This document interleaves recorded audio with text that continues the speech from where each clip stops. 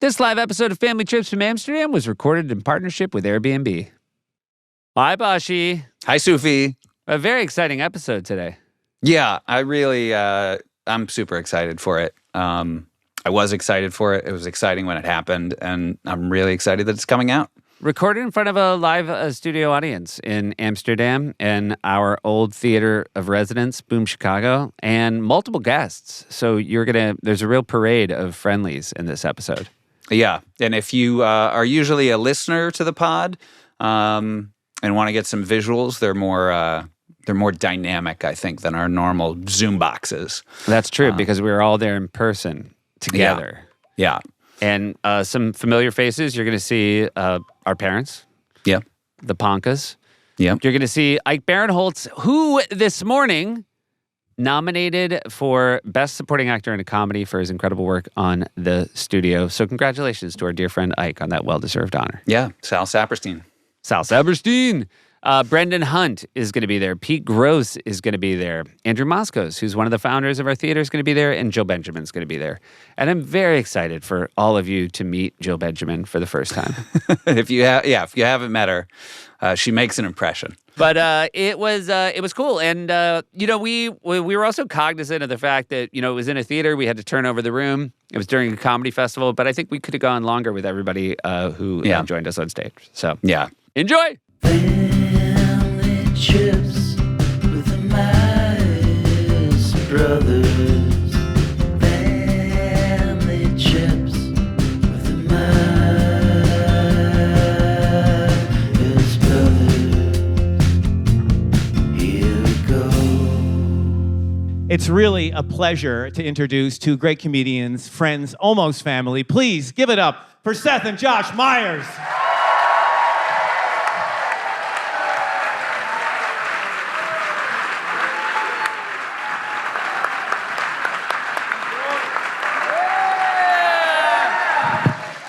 Yeah, do a little spin, do a little spin, do a little spin. Yeah, this is so exciting that you dressed the way you used to dress in Amsterdam. Absolutely, I did. And I also dressed the way I used to dress in Amsterdam because I did not change who I was when I lived abroad. I did not become a different person. Seth asked me, look at this. Seth asked me this afternoon, do we cheers? Do they have video? Will they be recording this? And I said, yes. And then when he showed up, I was like, you heard I said yes. Yeah. I put a lot of thought into this and whether I should go home and change. But the reality was, there's too much to do. I'm here with my 9-year-old son. Yeah. And I thought it was more important to have a family trip than it was to dress up for an audio medium. So here we are. Yeah, seeing Seth when he's on hiatus, it's like a week into a hiatus, it's like when you're in a natural history museum and you see like a Cro-Magnon man. Yeah. You let it go. I work my way slowly back down the evolutionary picture chart. Yeah. Thank you. You're welcome. It's been very exciting. We're already off to a great start of the trip, but you had a very harrowing moment this morning. You had to call in a health check. Yeah. Mom and Dad said, we'll see you at like 9 or 10 for breakfast. We went to bed at 10 last night. We all said goodnight at 10. Yeah. And I said, yeah, that makes sense. Everyone's a bit jet lagged and we just landed yesterday morning. So we knew it was going to be a big sleep. My wife and I, we woke up at 9 and we went to breakfast. I was texting Mom and Dad, no response. At 10, no response. At 11, no response. And I went to the front desk of their hotel and I said, I'm sorry. My parents aren't responding. I need to make sure they're okay. And they called the room, and that's what woke them up at 11:30. They had slept for 13 and a half hours. And let me just say, give it up. I'm so happy they weren't dead for a couple of reasons. One, I care about them so much. Two, the worst person to find out would be from a Dutch hotel employee. Who'd be like, yes, they are dead. You had good instincts. They are both deceased. Yeah. I'm being told there's a very strange smell coming from the room. It sounds like 2 dead persons.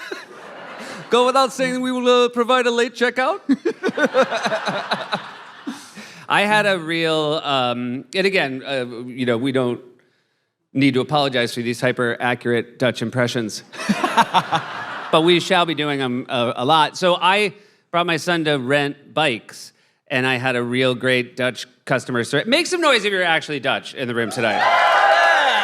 And make some noise if you'll acknowledge that on a customer service level, you can often be impossible. Great. Okay, so I went to rent the bikes. I had a reservation. My reservation was for yesterday, but we got caught up with stuff, and so we didn't go until today. Oh, yeah, that's a problem. Yeah, well, Yeah. it's that like is a you problem. were there. But then he opened up the computer screen, so it took like 5 minutes to get to his realization of what I was claiming happened. And then he looked at the computer screen, he's like, no, you took them out yesterday.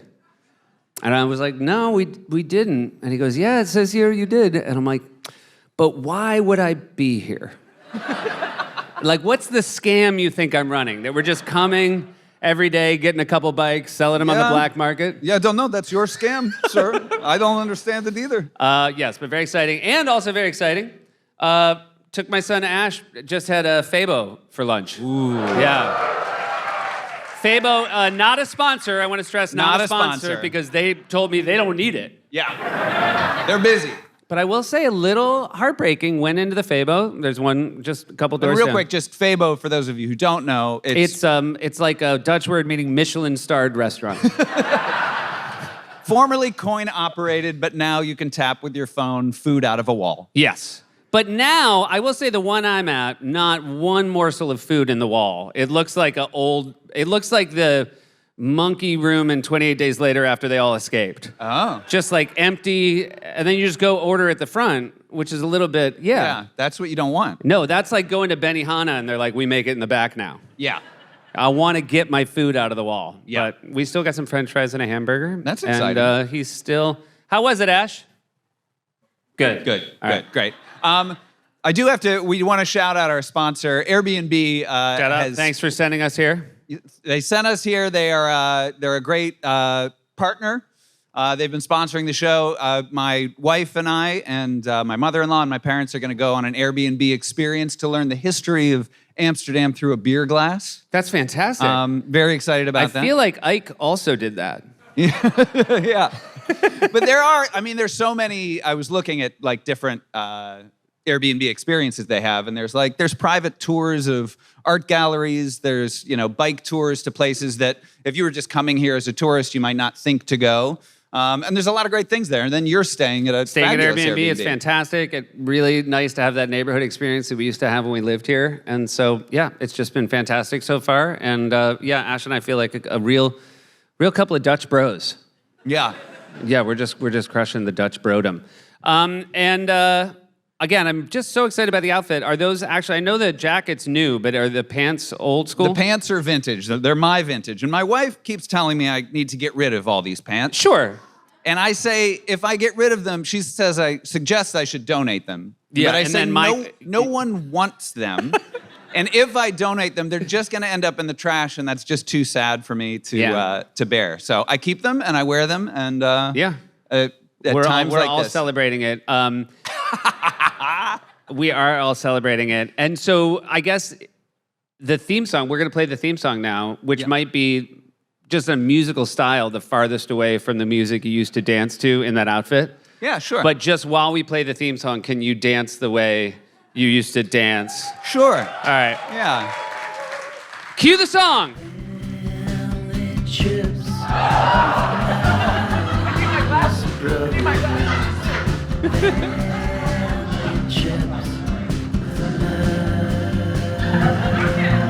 Did your glasses fly off? Yeah. You danced so hard your glasses went into the second row? Well, they were here. I wasn't thinking about it. There we go. But we got to bring up guests now. Yeah, let's start it off. Our We first got guest, a lot of... big friends of the show. Yep. They've been on a couple times. Yep. Our parents, give it up for Larry and Hilary Meyers. The Ponkas, everybody. That's the difference between Josh and I, is he was like, I don't know if there's stairs there. And I was like, climb up. Oh, wait, you guys will go over there, yeah. I'm over here? Yep. We were... Soak it in, Larry. Soak it in. Were you surprised that you slept until the health check? No, I always get kind of verputschkied when you come to Europe, so it takes me a while to... Thanks for immediately using a word nobody knows. I think they can guess what it means. Yeah, that's true. Yeah. We had no idea what time it was because we have a clock problem. It's true. See that? We have a clock problem. Hilary insists on buying analog clocks, and she's bought these cute little clocks, except they break in about... I can't do the math on the other ones. And she thinks if you buy a digital clock, it has to be 24 hours. There's not an option. So she bought... She bought a weird clock that says the time is now 7 + 2 - 4. Yeah. So she has a clock that you can't see. And so she got up and she looked at the clock at one point and then went back to sleep. And Wait, I can't did even she see pack it? Yes. Oh, absolutely. We don't go I go anywhere nowhere without it. a We clock. go nowhere without an analog Bring clock. your I microphone go on. nowhere without a clock. Yeah. Yeah. Actually, you know what? That's so crazy. Put your mic down.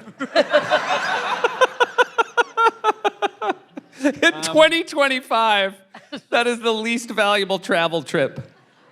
Never go anywhere without a clock. You guys came over here a lot when we lived here. Many. I think we're probably, this might be, you told me to put it down. That was a joke. That was a joke. Okay. We're only so, 51 years in. She hasn't quite picked up on my sarcasm. I think this might be trip number 15. 15 right. times to Amsterdam. Yes. That's really amazing. Well, Do you- go ahead. No, go ahead. It's your podcast. Go ahead.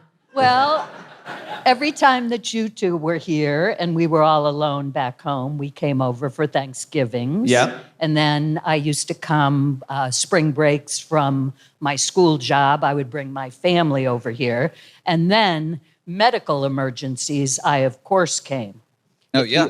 If you remember, when you had your tonsils out, Yeah. I told my administration at school I had to go to Amsterdam because my son was having his tonsils out. And they said, well, how old is he, 6? And I Yeah. said, no, he's 22. Yeah. And I said, but none of my children are going under the knife without me being there. Yeah. Yeah, true. So I flew and- over. I believe I stayed for a week, maybe longer than I needed to, but Yeah.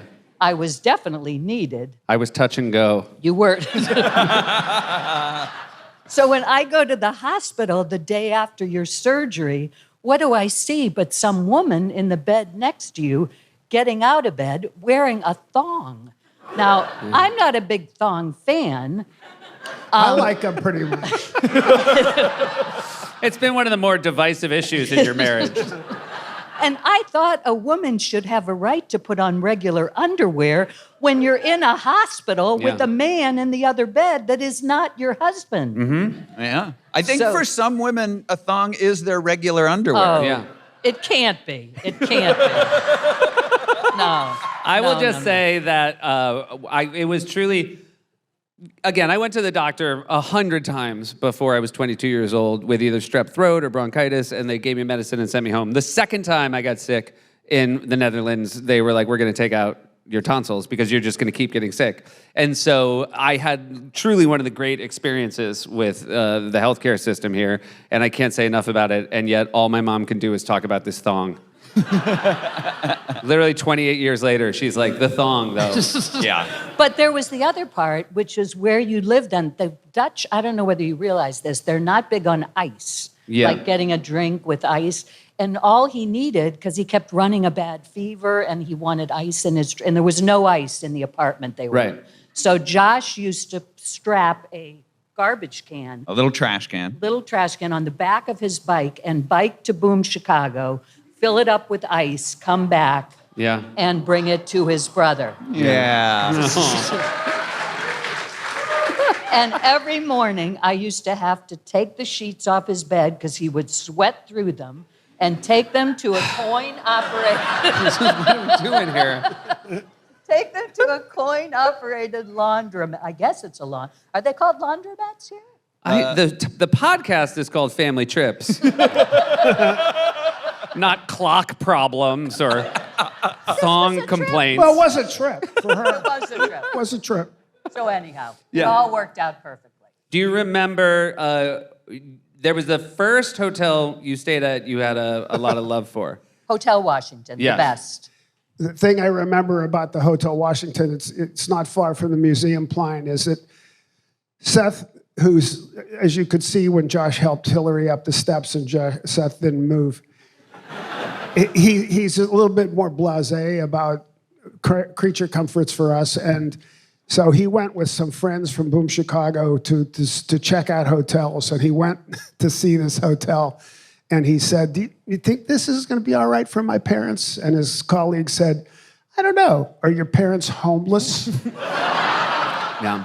It wasn't the first hotel I looked at. It was not that nice. But it turned out it wasn't a bad hotel, actually. It was okay. Good. It was okay. People were really nice. Yeah, we have a thing in our family where we'll try to surprise each other. Yeah. We call it juking each other. And there was a classic juke, I think it was in Easter, where I was living here, you had already moved back, and Mom came to spend Easter with me. And Dad came to surprise her and me, and you came to surprise Dad and her and me.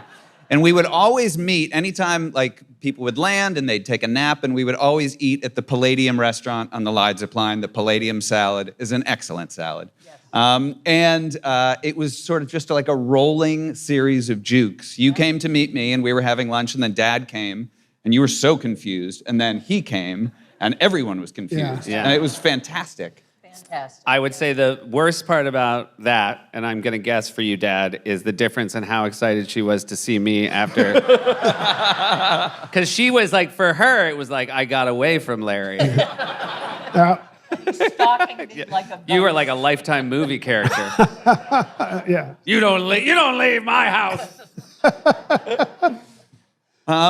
It feels strange that I feel like, Dad, I feel like you haven't said a lot right now, which this is new. So I don't. What are any Amsterdam memories you have of coming over to visit us, or otherwise? Not really. No. I have an odd memory. Is we were here one year, and there was we met a guy from Boston named Tom Kilty. Oh yeah. And he just sort of adopted us. And he would come to the Boom Show every night, and he would hang out with us in the old Lights Playing Theater and the Boom Bar. And the thing about this guy, Tom Kilty, was he just showed up. But his opening line every time he would come in, he would sort of amble in, he'd go, bad news. And whatever it was, the next day you'd see me come, bad news. And Seth said that if he ever wrote an autobiography, it would be called Bad News and Other Stories. Years later, roll ahead, and we saw him in Boston a couple times, if I'm not mistaken, when you guys were back.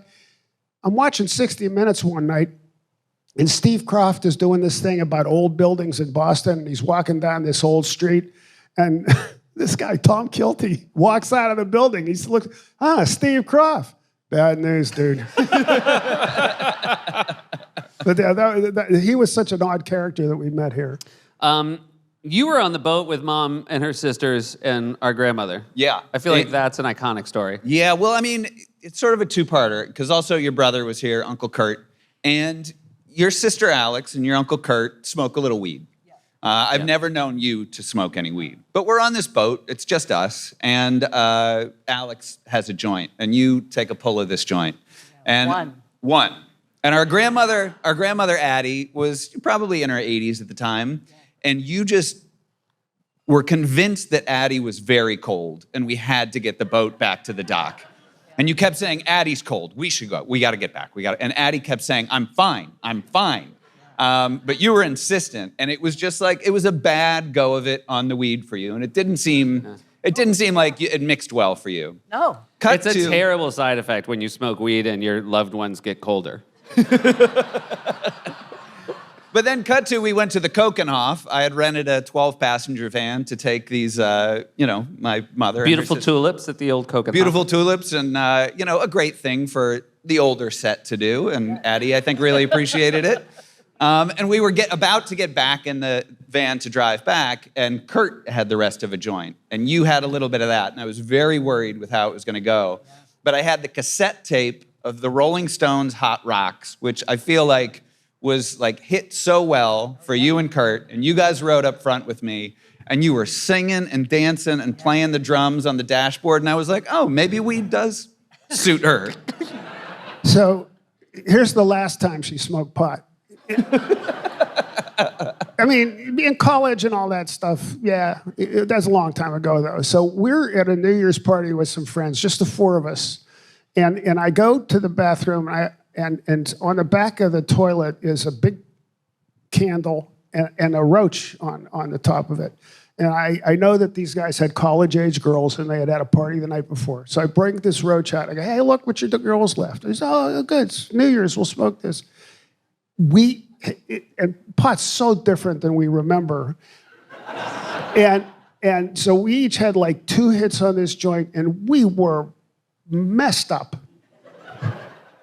I should not have been driving home. We live in a forested country roads. There's no traffic where we are, but I shouldn't have been driving. But anyway, we get home, and you have to walk down a few steps from our driveway to our front door. So I walk Hillary. She says, hold on to me. I can't get down these steps. So we go down, and I open the door, and we had 2 dogs at the time, so I'll let the dogs out. And she goes into the house, and I let the dogs out. I come back in. She's laying on the kitchen floor. Last time. Good call. Yep. Well, it was very special every time you guys visited, and it's very cool that you're part of the DNA of our experience here. So you're going to have other people up now? We're going to have some other people You're up. getting We're gonna so have much some better other- at We reading came all social the way cues. from Boston, and this is it? Give it up. Larry and Hilary.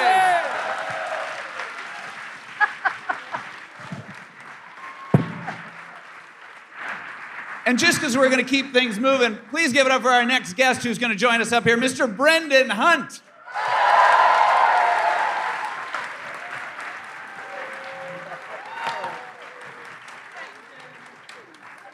And Mom, you do have to go. I'm not going. Okay.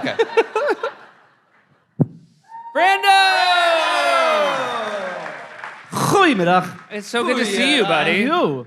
So, did you ever, have family members come and take visits here to see you? It must have been nice having parents come. That never happened to me. Right. But you weren't here very long. So yeah, 7 years.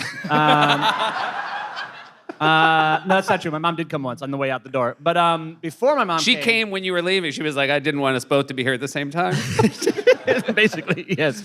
And my poor Aunt Siobhan moved here like the day I was leaving, and then she was like mad at me, like, oh, I move here and you're leaving? I've been planning this for a while, Siobhan. But my sister Megan came to visit in 2003, the summer she graduated high school. And it was her first time leaving the country, of course, and I felt a certain responsibility for my sister. She's, 11 years younger than me. She's always been this angel. Now she's graduating high school. She's a woman now. And so I felt like I had to be the first person to give her mushrooms. Family trips. Yeah.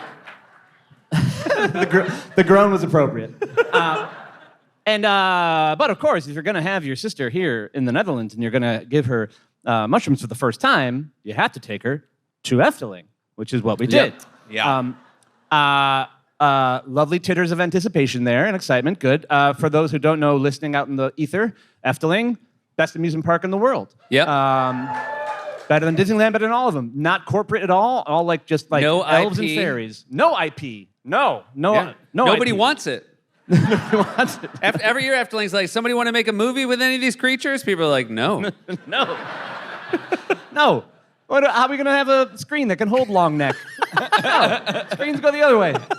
Anywho. Side neck. So we go. And I feel I was somewhat ill-prepared, but we go and and of course, Efteling, she has a great time. The mushrooms go very, very well. And there was just one moment. I'm just going to be very quickly tell one quick little tale this day. There's one moment that I did not plan enough for because I, foolishly, despite having lived here almost 5 years, didn't plan for rain. Yeah. Oh, yeah. And it starts raining pretty bad, and this is gonna blow over. All right, we're going to that gift shop, and we go to the gift shop where we were apparently the 200th people to walk into that gift shop because there was one poncho left and one super heavy sweatshirt hoodie. I was like, all right, you get the poncho, I'll take the hoodie. It's gonna be fine. And she's like, okay, great. I'm just guiding her around. She's just doing whatever I say. She believes in me, foolishly. And and again, this beautiful, wonderful day. But after a while, it's been a little bit, and it's been raining, but it's been raining a little bit less. And now we're under, that big like tunnel canopy where it's like it's all like, ivy or grass or something. Yes. You're kind of like in a little forest for a second. And as we're walking through this thing, it takes about 2 minutes to walk through. And as we're getting through it, I'm like, I don't know why she protested this, but I was like, Shannon, I think Shannon. Shannon is the name of my fiance. Who looks just like your... Yeah. Same amount of syllables. Yeah. Same amount of syllables. Megan, I'm getting pretty hot. I think I'm gonna take off this sweatshirt because again, it wasn't a poncho; it's a fucking sweatshirt. Like, Yeah. It was a humid day. And you've been known to sweat. Yeah. I have. It's my brand. I would actually say if it was raining, the worst thing to buy would be a sweatshirt. It's literally like a rain catcher. Yeah. Yeah. Either that or like a sponge jacket. My thought was better than nothing. Yep, My thought sure. was wrong. Yep. So we're walking like, Megan, I think I'm gonna take off my sweatshirt. And she goes, no, Brendan, don't do that. It's raining. And like we are under this canopy, and like water is coming down, but I'm fairly confident at this point it's just the water that is dripping off the leaves of the canopy and not actual rain. And we're getting closer to the end. And I'm like, nah, Megan, I think that's just drips. It's gonna be okay. I'm gonna take off my sweatshirt. Brendan, don't take off your sweatshirt. It's raining. I'm like, Megan, nah. And now we're like right up to the edge of it. And like, Megan, I'm gonna take off my sweatshirt. Okay, let's look at this from someone else's point of view. Imagine you're a dentist from Enschede, and you brought your family to the Efteling on a Tuesday. You're so proud of yourself. Your little kids, they've barely seen the world yet, and you've taken them to Efteling. They're like 6 years old, the two of them, and it's a wonderful time. And you're approaching this canopy tunnel that you love so much. It's one of your favorite things. And as you're approaching it, you and your children hear someone scream in English, perfectly American English, scream at the top of her lungs, Brendan, don't take off your sweatshirt! It's raining! And you, the Enschede dentist, Enschedentist. lock eyes with the person who's being yelled at, and you both know, as you look up to the sky, it is not raining. Oh no. Why is this woman yelling that it is raining when it is not? And so I turn to Megan and say, Megan, it is not raining, and please stop yelling at me.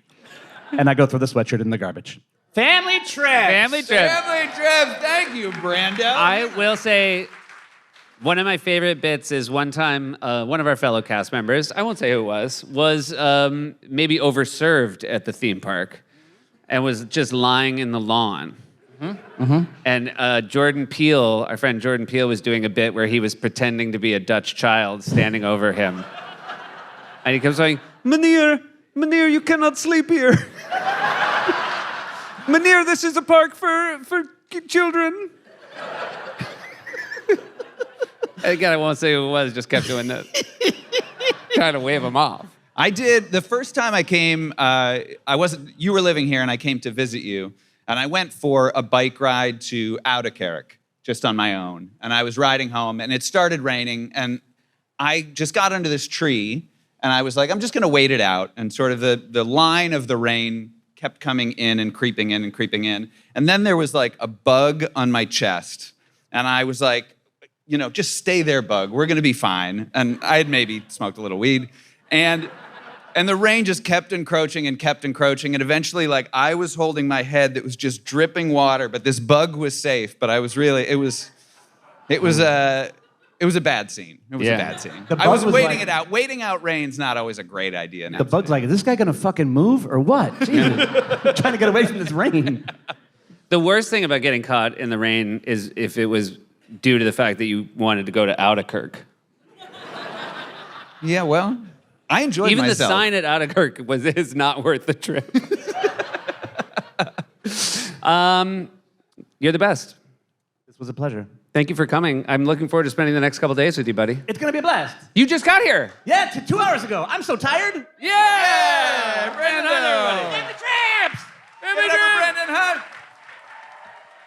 And now we're going to take a quick break to hear from one of our sponsors.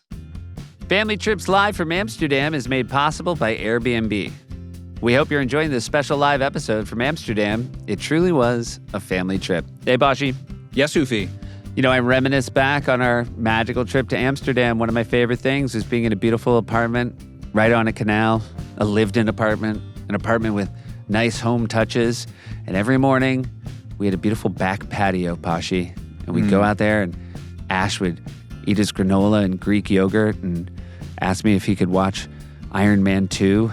And I'd say, we're not going to watch Iron Man 2. We're on vacation. And then he'd beg. And then I'd just, let him watch it. Yeah. And it was very special because the Wi-Fi was strong, Pashi. I'm sure the Wi-Fi was strong. And also, if he's watching something, on his phone or a tablet or whatever, you're probably just kicking back on a couch that you might not have in a hotel room. It was a good couch. That's right. Yeah. It was a good couch. Yeah. Not a lumpy couch. Big windows, big, beautiful Amsterdam windows. And you, because you were not traveling with child, you went on a beer tour. How was your Airbnb beer tour? Thanks to Airbnb, we did this incredible history of Amsterdam through a beer glass tour. We went to some incredible pubs that I'd never been to before. Our host, James, was so nice, so knowledgeable.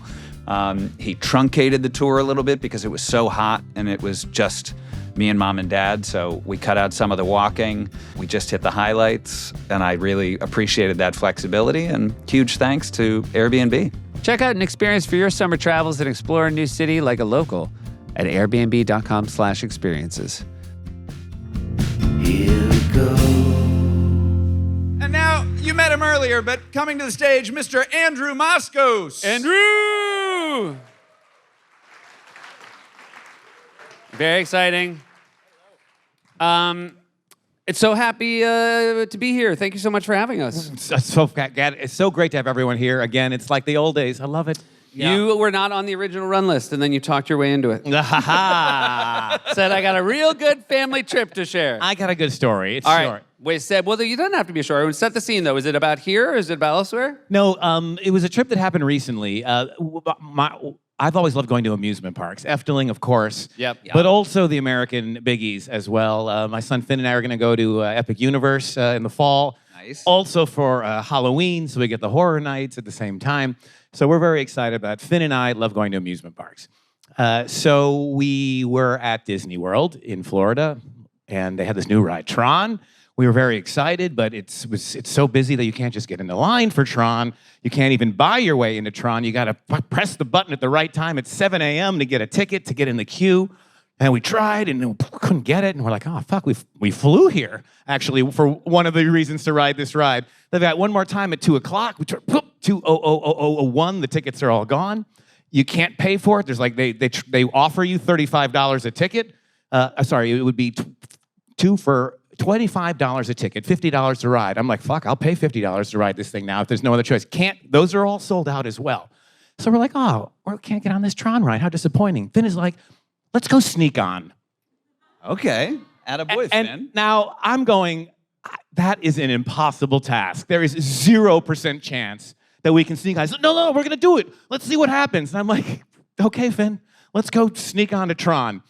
So we walk up to Tron, and I'm like, Finn, what's the plan? How old is Finn? Finn is 24. Okay, gotcha. I feel like that's a really important thing. Finn is 24. Yeah. He is an adult who should know better. Right. But there's he better also, odds. Yeah. I mean, he used to work at the Melkweg, I want to say. Oh, he yeah, that's true. But he's walked into clubs, taken a white towel, thrown it over his arm, acted like he works there, and got in. Yeah. He sneaks from room to room. And then later he's sending me videos from backstage. Yeah. He did not have a ticket, and now he's backstage. So Yeah. he is the guy to do that. He's older than his years. He's old. We were in Paris in a bar, and he was in Paris in a bar, David Lynch's club, and he was with some girl. He got backstage, and then he saw his friend, and he had to get his friend backstage. So he goes to there's a bouncer is talking, and some American girls are trying to get into the backstage. Finn walks up to the American girls and goes, look, we had bracelets at the beginning of the day, but all the bracelets are gone. We can't let you backstage. Listen, if you come back earlier, maybe we can help you, but all the bracelets are gone. The girls go, oh, too bad, and they walk away. Then he goes to the bouncer, I'm gonna give you 40 euros if you let my friend in. So he's savvy. He's savvy. He's got balls, I'll give you that. Yeah. So half of me's thinking, I wonder if we can sneak in. So let's go try it in. So we go in, I go, what's the plan? He goes, well, let's sneak in the back. Let's sneak in the exit. And I'm like, even if we could go all the way back through and to the place where they get out of the ride, how do you go from that point to sitting in the ride? It just doesn't make sense. But he goes, and I go, look, I'm going to stand out here. You go and see what you can do. And he goes back, and he goes in, and he says, oh, yeah, I lost my wallet. And I'm going, how is losing your wallet going to get you to ride this ride? So finally, we're texting each other, and he's like, oh, yeah, I tried it, and I can't get it. I'm like, okay, come on back. And then a guy sees me standing in the exit. He's like, can I help you? And I'm like, I lost my wallet. So earlier, I skipped this part here. There was a woman in the front here who was at the line, and I go for a second. I'm thinking, like, I've never bribed anyone in my life. I should see if I can just bribe her. And I look in my wallet, and I got a $50 bill, and I'm like, well, I would have paid $50 to ride this ride. So I put it next to a map, and this is clunky. I'm just not a guy who bribes people. I have a map and $50, and they go, oh, we flew all the way from Amsterdam. Maybe you can help us out. And she looks at the map and $50, and she goes, I can't take that, sir. I'm like, of course not. Sorry.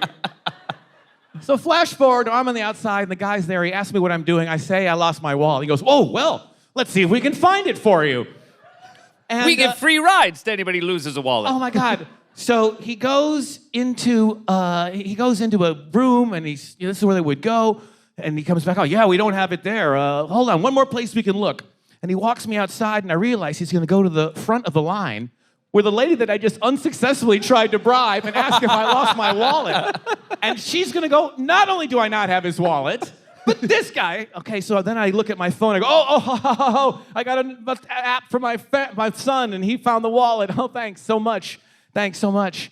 Okay, but I realized that when the guy went into this other room and looked, he went through a door. So we're at the lockers. You got to put your stuff in a locker. And then you go through the ride, and then you come out, and the locker's on the other side. So I'm at the exit side of the lockers, and I realized that the guy who went in through this door, on the other side of that door is the inside part of those lockers. And I go, okay, Finn, there's a door. I'm like, I'm out, but you want to sneak in here. What? If you just go in that door confidently, don't stop when anyone says anything. You're going to be on the right side of the lockers. Go and do it. And then I see him walking out, and he's at the door. He's waiting. He's looking. Then he goes to the door, and it closes behind him. And I'm like, whoa, what's happening? And I get a text. He goes, I'm in. He goes, I'm going to tell you when to go. And I'm like, no, you just go. He's like, no, you're coming. I'm going to tell you when to go. Stand by the door. So I stand by the door, and a load of people has come out of the ride, and they're getting all their stuff out of the locker. It's very full, very busy. Like, it'd be great if it were now. He's like, wait. People are getting their stuff in the locker. It's getting emptier. He's like, wait. I'm like, how about now? Wait. And all of a sudden, it's no one is there. And all of a sudden, I see an employee coming around the corner, and there's no one to hide here. And he goes, now. And I walk through the door, and there's an employee walking right by me. And I just keep walking there, and she doesn't stop me. And there's Finn on the other side, and we high five inside the lockers. So we're fucking gonna ride this thing. We skipped this whole line. We didn't go. And we walk around the corner, and the guy goes, you can't ride with the hat. To Finn, and he goes, okay. I'm like, I'm gonna go around the corner, just put that hat down, no problem, casualty of the day. And then I go, hold on a second. Although you need a ticket to get in this locker now that I don't have, in the future, this locker is gonna be opened by your pass from getting in here. And I take my pass, and I put it on the locker, and it goes boop, and it opens, and I take Finn's hat off the ground, I put it in the locker, we go in, and we ride the ride. And when we were done, I bought the fucking photo. Yeah. Sitting on my desk, me and Finn on the Tron Cycles front row. We snuck into the ride due to Finn fucking Moscos. One, that was so much more engaging than the movie Tron. Two, it would have been so great if he's like, you can't wear that hat, and Finn's like, that's a deal breaker for me, we're out. Yeah. Finn does like his hats. Finn rocks the hat. He's got a Josh Myers style in him, that's for sure. Three, it's so funny to give a story that you lost your wallet and have that person go tell a person you literally just bribed. like, I mean, you always like, oh, by the way, I lost it when I was trying to bribe her. I took the $50 out. She'll vouch for it. She'll vouch for it. So I did have one at one point. Right. Will you just real quick, I think it was you and Pep, you told me the story about a broken Indiana Jones ride at Disneyland Paris.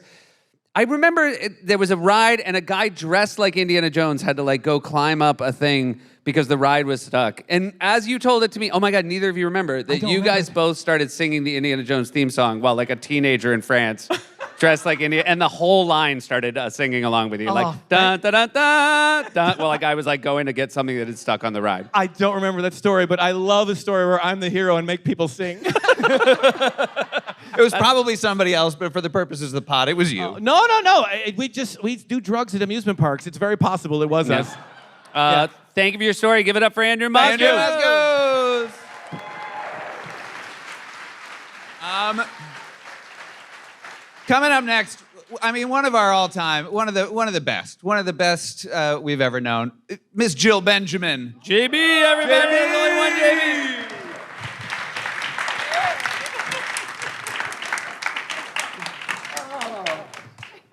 All right, Jill, before you start and we talk about trips, and I told you I was going to ask you about this. Your mom and you have a long-running game you play with each other with a plastic tarantula. Yes. So explain how it started and maybe the last couple. It was Halloween, and I think I was maybe in 5th grade, and there's a plastic little, Halloween spider, so a tarantula. And I started doing things where I would, like, place it on her pillow, and she'd take her pillow, blankets down. Oh! And that's always her reaction. And then it got a little deeper where I was, like, going to college, and I was like, I'm just going to put it, like, 50 plies of, like, Kleenexes deep, and then it'll be winter. And sure enough, she'll be blowing her nose, and we Benjamins always have a Kleenex somewhere. And so she pulls it out. Oh! One of the best one was on the ceiling fan. It was winter, so summer came, and that surprised her. And a lot of times I just wasn't at home. So we still do it to this day. But does she sometimes do it back to and you? forth because yes, she says, yeah. So then my mom does it back to me, and she uses my kids to get it to me, and so she'll like sneak it in my suitcase, and then I do my mom. I go, oh, Mom, you got me. So we do it a lot. But do you get legitimately scared in the moment, or now have you become desensitized to it? No, we do get scared because we take it to at restaurants now. I literally have to explain, don't worry, she's not going to scream spider, but can you put this in her dish? And do you have like a dome? Oh, so yeah. I've done that before. And then A dome. we go to very fancy Yeah, places. Jill's mom will only at places with domes. A dome. I also, this is different, but that thing about calling, I remember, it must have been like 2001, that movie The Ring came out, and one of the things we did when we all lived in Amsterdam together was we'd go see horror movies together. That was a big part of our collective experience. And you said, I just saw The Ring with Josh. You have to tell me the night you're going to see it. Tell me before you go and see it. So I remember I called you and I'm like, hey, or I texted you. I'm like, I'm going to go see The Ring. I'm going. You're like, what time are you going to see it? I was like, 8:30. And then that night at midnight, my phone rings. His home phone. My that he home didn't phone. It's realize. back when you like have a home phone, and nobody had ever called the home phone, so like it rings and a little bit of dust comes off it. And I went over and I answered it. And do you remember what you said into the phone? 7 days. And it's literally the most scared I've been in my life. Just told the story to my kids because we were going to watch The Ring. I just explained this whole thing, and I heard you at the other end of the phone go, Jesus Christ. That was a juke I got on. That was an old school juke. We also, this is not a family trip story, but when we used to go see movies here, we had a game that we, I think, loved, and I know that whoever was selling the tickets hated. But you would order a ticket in the style of the movie. So I know we would go see Space Cowboys, and you'd go and you'd be like, could I get one for Space Cowboys? And then this poor ticket person would be like, okay. And then the next person would go like, one for Space Cowboys.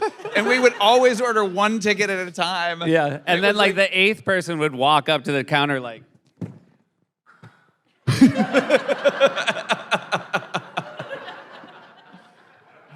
And they'd just be printing your ticket. Some Dutch teenager who's like, come on, man. that would be so funny if you got up and you're like, one for Joy Luck Club.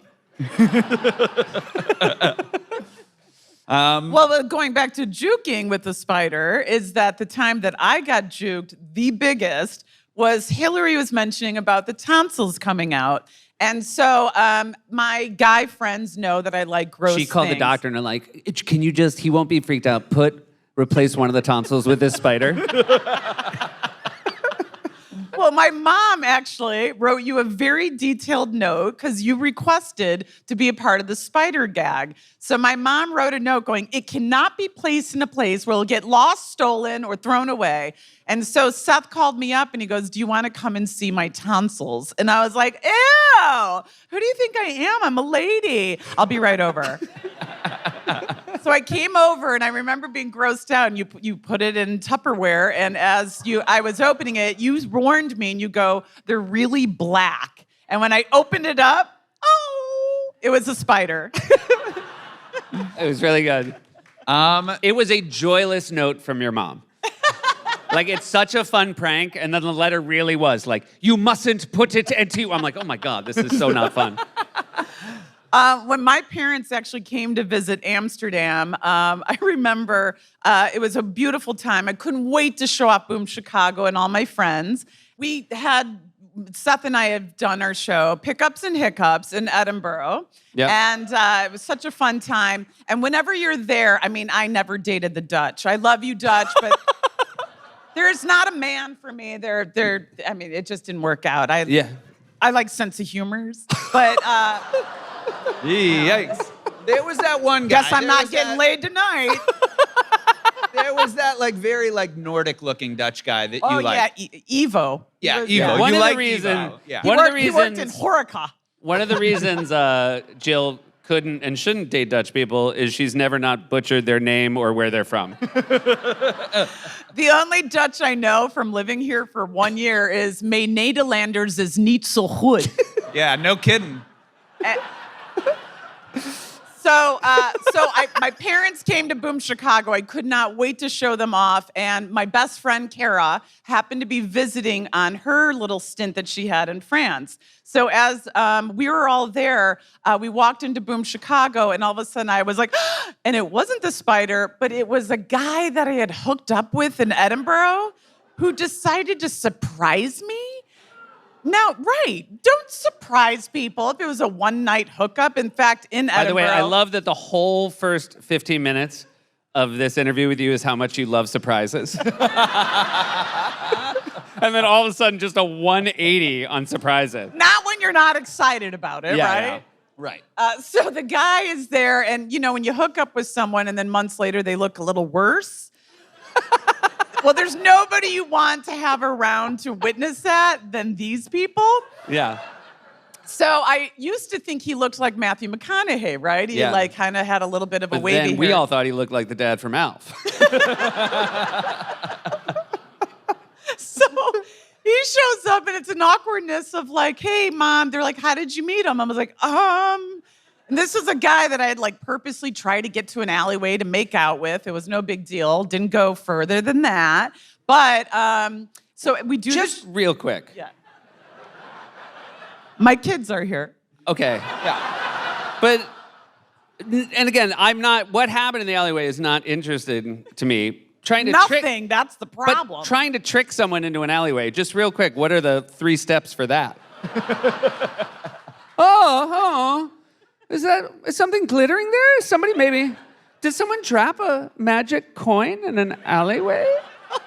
Should we go look for the magic coin? Do I hear a hurt dog? He's really good at impressions.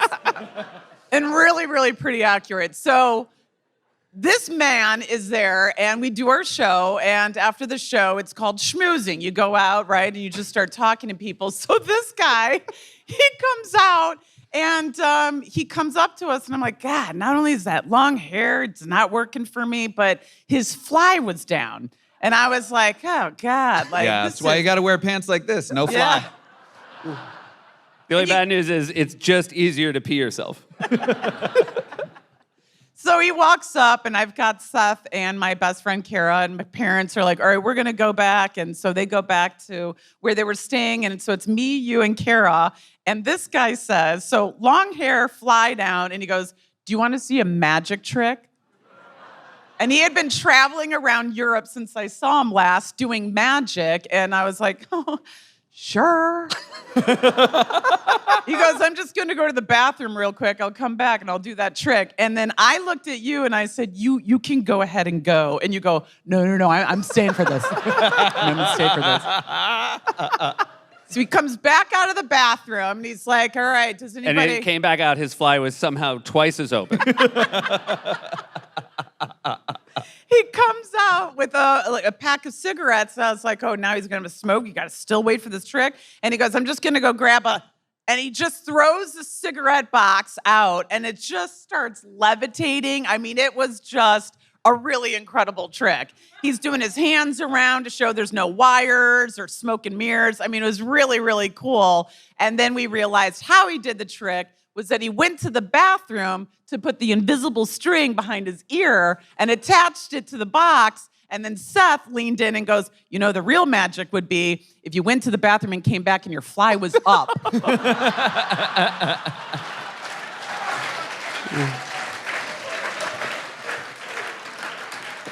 And where are your parents during all of this? They went away, thank God. Okay. They lost their luggage. My mom, who likes to accessorize, was when we went from Amsterdam to Paris with no luggage for them. It was awful for them, but Yeah. they really enjoyed the show. And the thing that they always, always loved, and I know Larry and Hilary as well, is watching Pickups and Hiccups. You guys are our biggest fans, so Yeah. thank you. Yeah. Jill Benjamin, there's no one like her. No one like her. The best there ever Give it up was. for JB, everybody.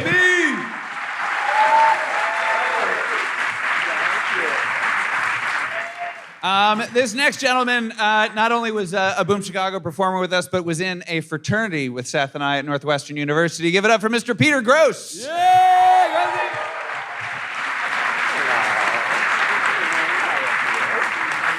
Not what I was planning on talking about, but Brando's story reminded me. Do you remember the time we were at Efteling and one of us forgot a coat at the coat check booth, and it was raining harder than I've rained ever so been. hard, yeah. And you and I ran back while the buses people were waiting for us, and we ran back all the way through the park, and we got to this little cabin, and this is probably apocryphal, but there was one coat on one hanger in an empty cabin, and the woman was like, "Number, please." And we were both like, "I'm like, that's the coat. Number, please." Number that one? Why don't you tell me what that number is, and I'll tell you what mine is. I should ask you number, please, lady. So did your parents come and visit you here? My parents did. My parents had like a big life change. The year that I came here, they had sold their place and their house, and they were just like traveling through Europe. They were doing like some weird post-college backpack thing. They were like in their 60s. And while I was here, so they came here and then they went to France and like lived in the south of France and stuff like that. And they were here for just a little bit. But my thing is like, I don't have a huge story for them here, but I do have a good European travel story. Before I tell it, I have two things. When I also did was here visiting once, and there was a good movie story of like the way that you order the movie tickets and the way that the style of the movie, which was we went and saw The Mummy, and it was 8 people being like, and the first time the first person walked up was like, oh my God, and then like nobody spoke, nobody like broke character of a mummy. And the person had to figure out what movie it was. So I was like, oh, yeah. And they were like, yeah, like Joy Luck Club, Animal Ants, oh, Mommy, and then like, oh, thank God. And then 7 poor people. But by that point, they had figured it out. But that's one of my favorite of that genre. So my dad was born in Romania. Give it up for Romania. No, okay, that's fine. But so he was born in Romania, and it was after it became communist and everything. He immigrated out and came to the United States. And the first time that we went back there was 1980, and I was 6. And he still had relatives that lived there, an aunt and uncle, but everybody had left. Like all of his friends got out and moved to other places. So we go, and there's these 2 portraits of like my dad's like great grandparents. It's like mid 1800s. People who, I guess they had a little bit of money, they could sit for some portraits, and my dad wanted them. And this was like at a time when we went to Romania, it was so communist. How communist was it? It was so communist. Like when they brought you rolls at dinner, it wasn't just like, here's some bread. It was like at the end of it, they were like, okay, you had 4 rolls. I'm gonna add that to the list of the things. Everything was like super tight and very, very controlled. And my dad was like, we can't just take these paintings out. You can't just, enter with no paintings and then leave with paintings. So he basically was like, we have to smuggle these paintings out of Romania. And it's 1980. It's like just the height of the Cold War. And I'm 6 and I'm involved. I'm like conscripted into a smuggling ring to get these paintings out of Romania. So my dad, who is like an investment banker and just like a sweet, normal guy, except for the times that he forces you to roll toilet paper in. Side note, Seth lived in an apartment that my dad had in Manhattan. And over the summer, between our sophomore and junior years, we lived there together.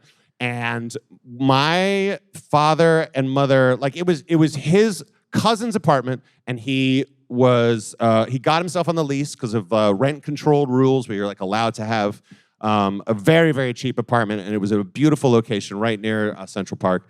So then the summer between sophomore and junior year, we each got internships in New York City, and we got to live in this apartment, except for those 2 months, except for the 2 weeks each month, 1 week each month, 2 total for the summer, where there was a guy who my parents were friends with, who was an interior designer who lived in Arkansas, who would come to New York, and my dad kicked us out of the apartment. So then we stayed with my parents in Westchester County, north of New York City. And when we did, he would come and clean this apartment so fastidiously, and he did just to have a friend visit, and he would fold the toilet paper on the roll into a triangle the way they do it. Not every hotel. Yeah. It's not that standard, but at very fancy hotels. And he would get, like, he did it once, and then I used the toilet paper afterwards, and then he went back and he was like, who used the toilet paper? He got so angry. It was definitely the day where I realized a lot of your upbringing was your dad yelling at you for using toilet paper after it had been folding. Like 90% of it. And then when we lived together, I really had to fight yelling at you when the toilet paper was off. I'm the opposite of a paper folder. Yeah. We're a real odd couple when it comes to toilet paper. Anyway, so back to Romania. So my dad is very mild-mannered and not, he's calm in some instances, but he gets very obsessive. So he knows this is happening where he's going to sort of smuggle these paintings out. He learns how to like coat them with something, because this is 1980, they're like 130 years old or whatever it is. He coats them with something so that when you roll them up, they don't crack. He rolls them up. He paints them very, very like gently, rolls them up, puts them in not like poster tubes from, like a store, puts them in like these elongated sort of like, sacks or something that make them not look like paintings. And then we are taking a train out of Romania to Yugoslavia to, I guess, freedom, but then we get on the train, and he very like sort of nonchalantly is doing all this stuff. And before we get on the train, he looks at my sister and I. He's like, "There's going to be customs people, and just act normal. Don't do anything, because if we get caught, we're going to be in really big trouble." And How old's your sister? My sister was, she's 3 years older, but she's a spy. She's a professional spy, so she's 9. Yeah. She's 9, I'm 6. And you can't be more freaked out in my life, I would imagine, than like your parents telling you that like somebody who's like an agent of like a foreign communist power in the height of the Cold War is going to get you in trouble. Because it's not like, oh, we got in trouble. It was like, we're going to be in jail. And so he puts them up, we sit down, and we're riding for a bit, and then the time comes to like have our, the papers moment happens. Train slows to a stop. It's like the, stormtroopers like get on the get on the train, and they do walk as slowly and as confidently as you think they're going to. They're just like looking around the train and trying to find like the person who's acting weird, because there's something weird going on. And I think, to my credit, my fear just manifested as like stone cold stillness. I didn't do anything. They were like right above our heads, just kind of like generally looking around, asked for our passports and stuff. But there was a moment when one of the guys just looked down at me, and I made eye contact with this guy. I looked up at him and he was like, "And how are you?" And I was like, "I'm okay." And didn't say anything. We kept going. They got off the train moved along, and I have never been so happy in my life to be in Yugoslavia. Yeah. Yeah. And I made it out, and those paintings are in my mom's apartment today. And I was like, so I'm in addition to, thank you. Yeah. In addition to, anything you may have seen me in or know my writing credits, I'm also an international art smuggler. Yeah. So if anyone needs any help with that. Now I want to redo the scene. I'll be the customs agent. Yeah, And I want I'll you to be be a me. kid who's bad at it. Yeah, who's Okay. bad at it, yeah. So you're bad at hiding the fact. Bad at hiding it. Yes, hello. Hi! Hi. How are you, young man? Just, fine, not smuggling anything, just like a normal day. Cool. Not cool. bringing anything back? No. Do you, what if, let me ask you a question. Like, if somebody was smuggling paintings, what would be the punishment? Yes, for- we frown on people bringing back paintings. What are in these long knot tubes? Those are, Dad! Well, I'm very impressed you pulled it off. Yeah, it was pretty incredible. I'm There you impressed too. I only lived here for 6 months, but I did come back a lot and visit. So I feel like I have trips of coming back to Amsterdam, like when you guys were here, and like to see people over the You were years. also in one of the great newspaper articles of all time. Oh, my A very gosh. short. Pete was here for a very short time and is in one of the greatest triptychs. Was it 3 photos? That's a great, brilliant triptych. So if I talk about the Junkie Bridge, where you can sell bikes to folks here, I think old it's the enough to know Junkie it, Bridge it's- is from a bygone era. Yeah. Anyway, so this is 1997, the year that I was there. Lot of very, very cheap bikes in Amsterdam. They would get stolen all the time. There was a bridge that's near the university. Yes. Yeah. And it was called the Junkie Bridge. Listen, At I'm least just by us. I don't know if it was just us that called it the Junkie Bridge. okay. Well, I'm repeating things that I did not make up. Locals called it the Junkie Bridge. Yeah, exactly. They were like, well, we're most proud of that bridge. It's beautiful. We called it the home. No, but it was a bridge where you could go to, when we got here, Andrew and Pep called it that, so you can blame them. But they said, just go there cheap, 5 guilders, just go buy a bike. You'll spend more on your lock than you will your bike. Yep. And so we went and bought bikes, and the junkies were selling bikes there, and they, stole it from somewhere else. It's part of the economy. It's just the way it was. I don't. What's good for the goose is good for the gander. Yeah, exactly. Yeah. It was just like you're greasing the wheels of it. Was capitalism. And the best thing about it is you weren't incentivizing them to steal more bikes. No, you were like, this is the last one. Yo, I'll buy this on one condition. yeah. Okay, I swear. Good. We shook on it, and then so I had my bike, and I lived here a few months. My girlfriend comes to visit from America, and I'm like, oh, so we'll go down there, and I'll just get her bike. And I go down, and I realize, no forethought, I have 50 guilders on me, which is 5 times as much as a bike costs. Yeah. So I go, and I tell the guy, like, hey, I want to buy a bike, but, like, do you have change? Which is so not something he had. And he's like, no. And then I'm just like, I'm stuck, and she's right there. And it was like a dumb, like, just fine. Okay, fine. Here's 50. I mean, we're not getting paid enough money for me to be doing this. But I gave it to him. We started, walking away. And then, there wasn't a lot of quality control down at the Junkie Bridge. So my girlfriend starts riding it, and it's like, I think Jill would do a good job impersonating the way the bike sounded and looked. Jill, can I impersonate you? So the bike is a complete mess, and she's like, I can't ride this for the next 5 days. So we go back, and I'm like, hey, can you? What's the return policy on these? We were just here. Do you remember me? The guy in the blue shirt. And try to switch it, and he's basically just like, no. I'm like, doing business here, man. Like, it would be like, hey, I just did some of this cocaine that I bought from you. I don't think it's that good. I'd like to can we swap it out for some different cocaine? So he's like, no. He just straight up no. And then I looked at my pants and I'm like, I have another 20 guilders. Can I just like get another one? And he's like, sure, and I'll take that one back. Because then he's just going to sell it to someone else. Yeah. So I spent 70 guilders on a bike, which is 12 and a half times or whatever it is more than you should spend. So that whole thing happens. The next day, I walk to Boom Chicago in the afternoon. The bartender is like, hey, you're in the newspaper.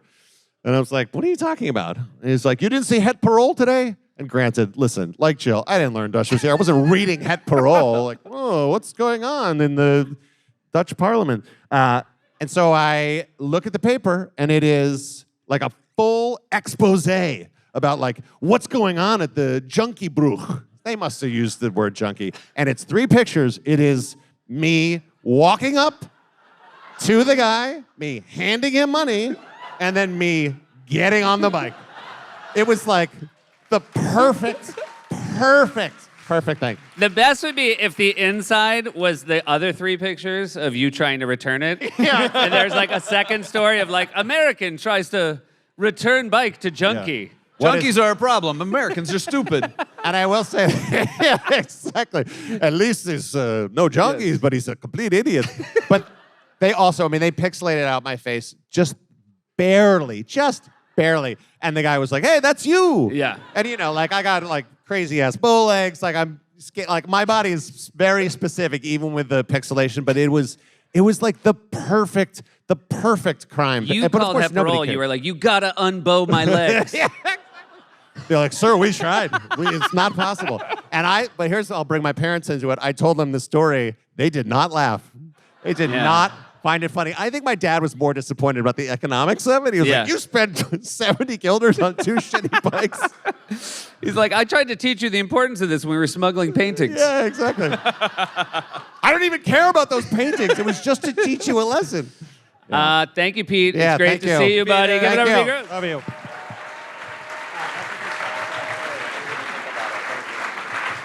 And last but not least, friend of the show, Mr. Ike Barinholtz. Give it up for Ike, everybody.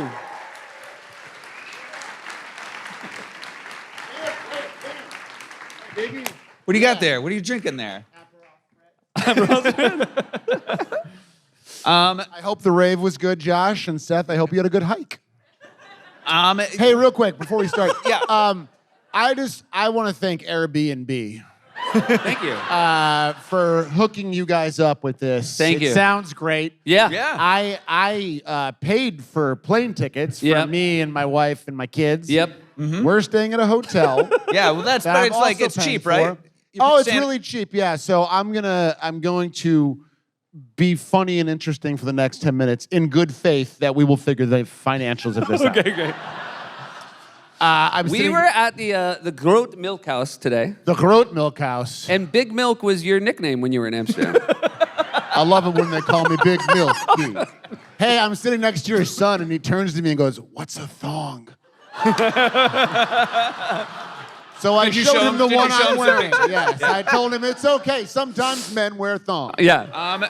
The concept of bribery has come up a couple times tonight, and I know we were in Vegas, I think maybe for our friend Dave Buckman's bachelor party, and you tried to bribe a bouncer. Do you remember what happened? I will just say real quick, yeah. I've talked a lot about palm greasing, and I think some people are like just very well, they're constituted to try to do a subtle bribe. Yes. I would guess you're good at it. I normally am great. Okay. And I have no problem telling a story because I didn't bring my fucking kids to this podcast.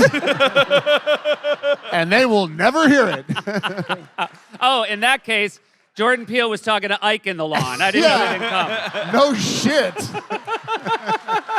Big surprise. I like that I thought more about your kids than you're thinking about mine. Maybe I took a little nap in front of Monsieur Cannibal, which I am optioning and turning into a movie that you'll see in 2 years. It's available. They realized that was racist in 2017.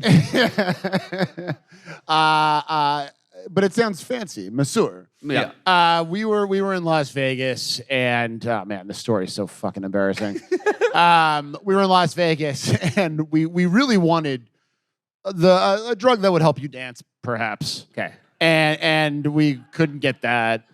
And then we were like, well, what if there's another drug that makes you just kind of stay up and talk about opening a restaurant one day maybe or some fucking dumb shit. And so I was like, I called, I remember I texted a guy and I was like, do you have anything? And it was like, this is his girlfriend, he's in jail. And I was like, oh shit, whatever. And so I was just like. You were like, does he still have his one call? How does he feel about a conjugal visit? You guys wait here, I'll be back in 2 hours. So I was just like, this is Vegas, right? This is a town that was built by the mafia and is built on greasing palms and stuff. So I walked up to a bouncer and I was like, hey man, how you doing? You ever seen Mad TV? No? No, I go, hey man, how you doing? This is so awkward to ask, but do you have any cocaine? Yeah. And he goes, yeah, come here. And we get into this like little elevator and we go down to the first floor and he opens, he goes, have a good night, and shoves me out.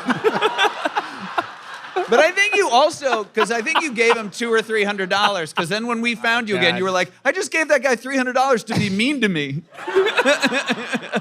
However, when he shoved you out, Finn was there and he's like, come with me. Come in the back by the Tron slot machine.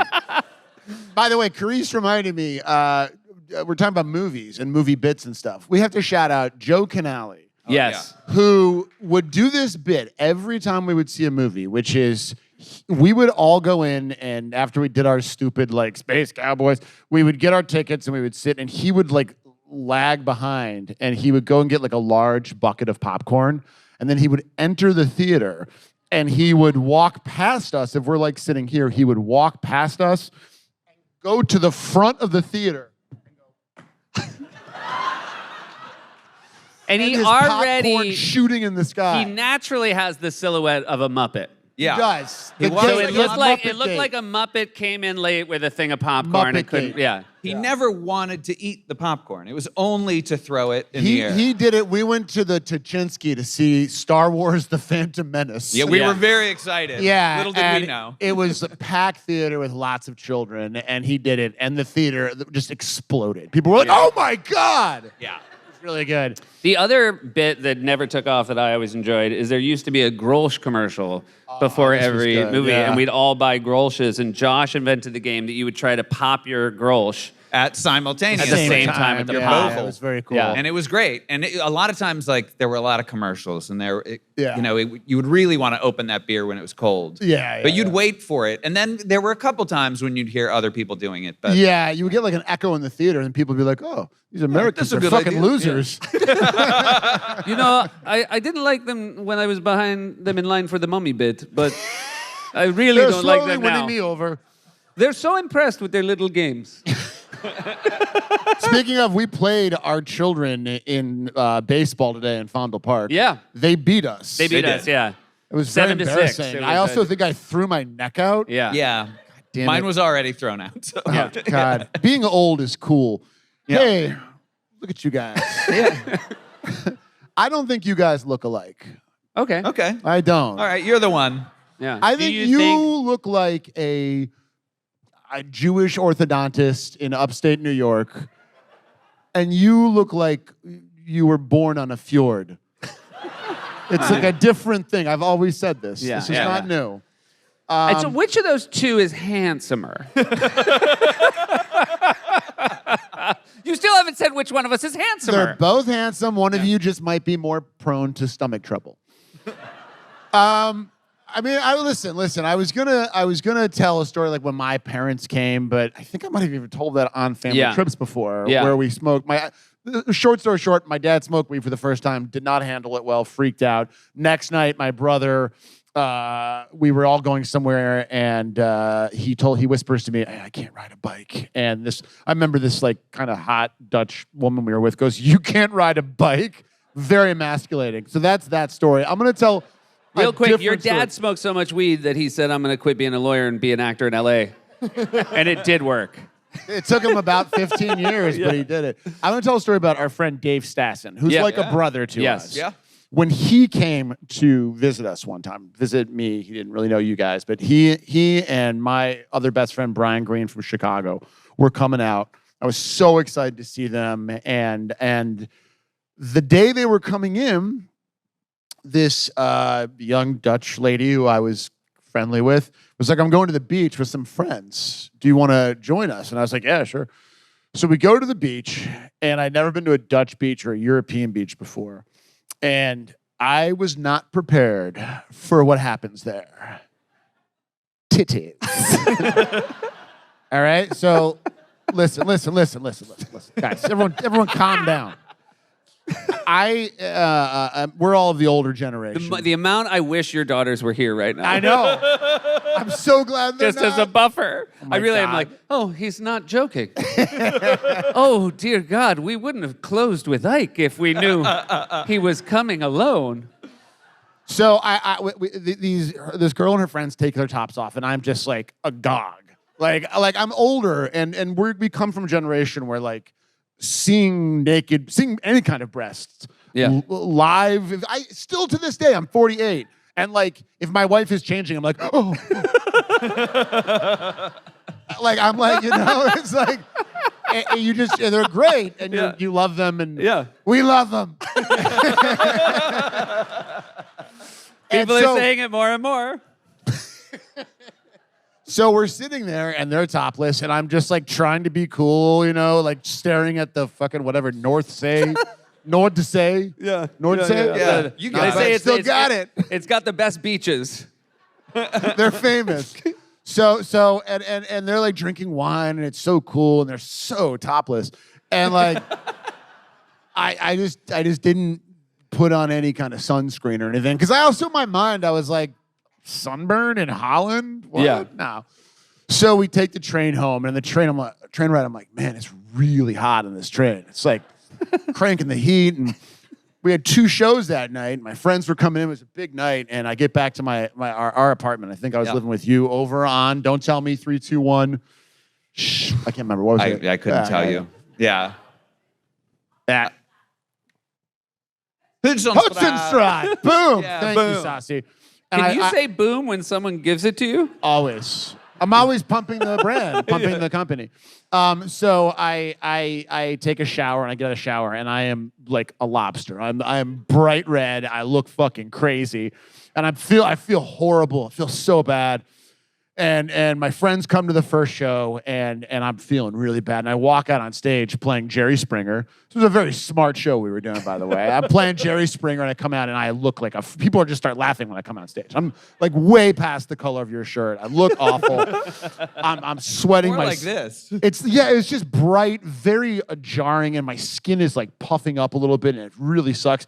And the worst part of the sunburn was like, I don't know why, this part, like from my, like because it never sees the sun. Because it never sees the sun, and maybe because I was like this, like trying to not look directly at topless women. I don't know. I don't know. But your thighs. Maybe Your thighs are my the trouble thighs spot. were cooked. Yeah. And in such pain, And so one point, like during the show, or maybe before the second show, one of the waitresses, God bless you, was like, oh, do you want some yogurt? You should put some yogurt on your legs. And I was like, yeah, I will. And Good call. Yeah, whatever. Yeah, I love you. You want to go to the beach? I've never, by the way, I've known you now for a quarter century. I don't think I've ever heard you say, that sounds like a bad idea.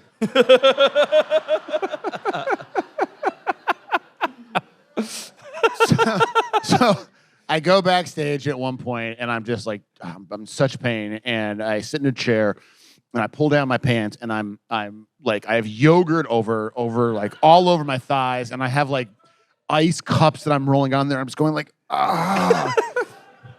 And at one point, like at the old theater, like our dressing room was like right next to the ladies' bathroom.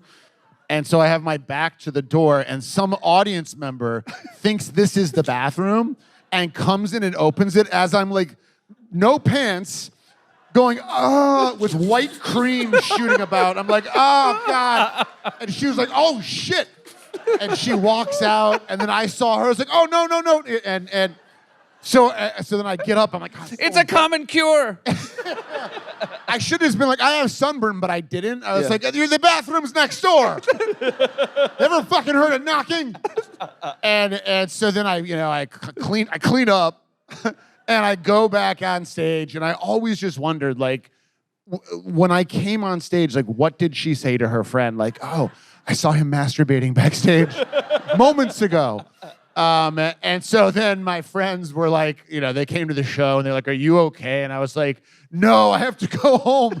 And I went to Hudson Strat and laid in bed for 2 days. I didn't hang out with my friends at all. It was the shittiest trip ever for me. They had a great time. Yeah. The only thing that would have been worse for you is if you'd went to the doctor and he's like, it's actually not a sunburn. You had an allergic reaction to seeing a naked woman's breasts.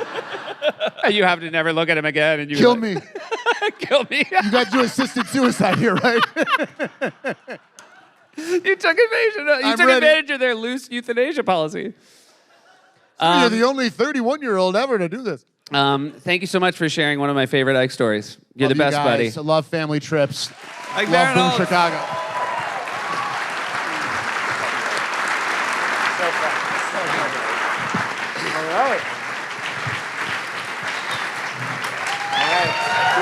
You can leave, yeah.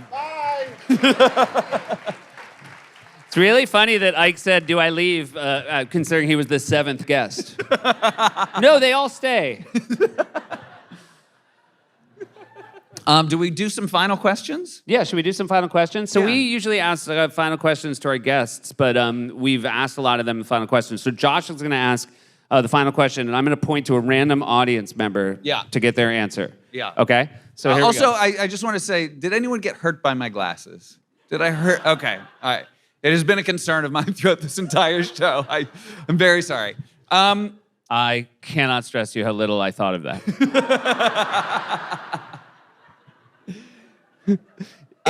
Is your ideal vacation relaxing, adventurous, or educational? Right there in the stripes. Yes. Relaxing, educational. What are the other ones? Oh boy, you Well, really don't. You're pay the one attention. who asked. Relaxing, adventurous, or educational? Educational, saw a bird. Adventurous, Right? adventurous. Solved a murder. What is it? Relaxing. Very good. All right, what's the next one? What is your favorite means of transportation? Raise a hand if you have a favorite means of transportation. I guess everybody has one. There's one right over there.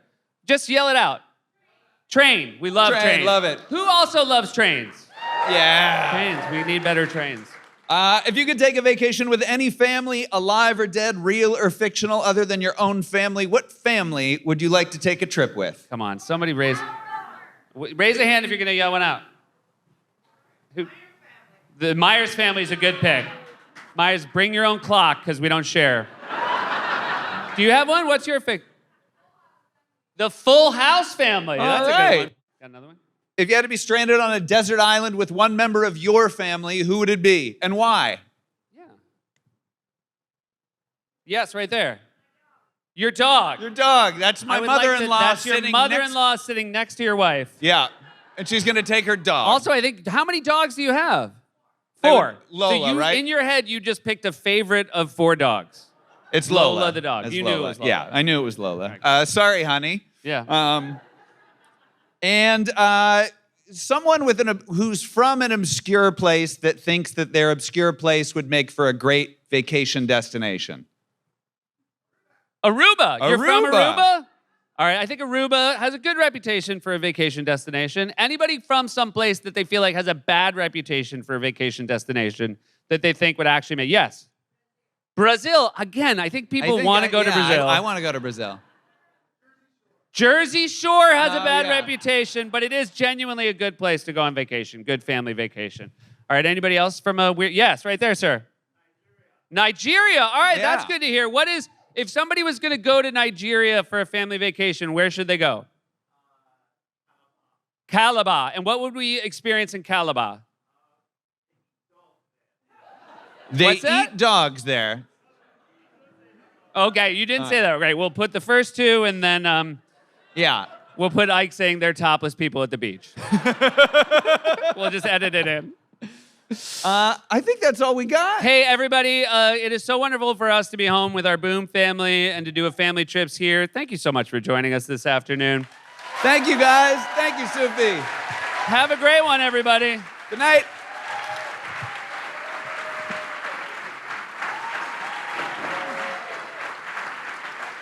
Family trips with the Myers brothers.